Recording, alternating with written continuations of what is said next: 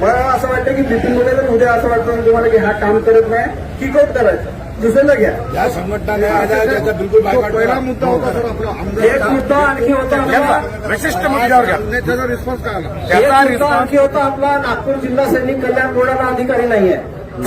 तोही मुद्दा आपण सोडलाय त्यांच्याकडे. त्यांना बोललो आपण तर ते म्हणे लवकरात लवकर आम्ही नियुक्त्या करू आणि लवकरात लवकर नागपूर जिल्ह्याला लवकर देऊ. मेन मुद्दा मी सांगतो, जो जिल्ह्यातले जे सैनिक बॉडी नेमेला आहे, सदस्य नेमेला आहे, त्याला ते पूर्ण चेंज करायचे.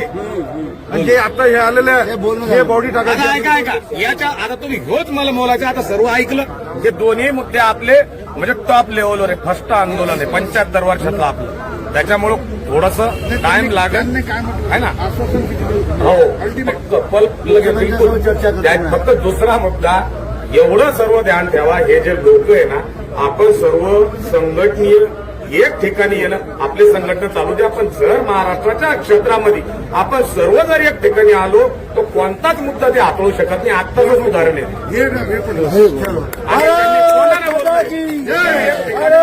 तुमच्या मनावर आहे. सैनिक एकता, सैनिक एकता. आणि मी असं एक महत्वाची गोष्ट जे चंदन सगळे साहेबांनी सांगितलेलं आहे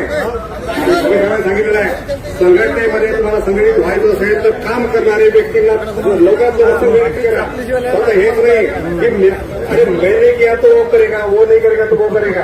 अशा प्रकारे संघटना किंवा संघटनेला मजबूती मिळणार नाही. म्हणून तुम्ही कागदोपत्री परिपूर्ण राहायचं.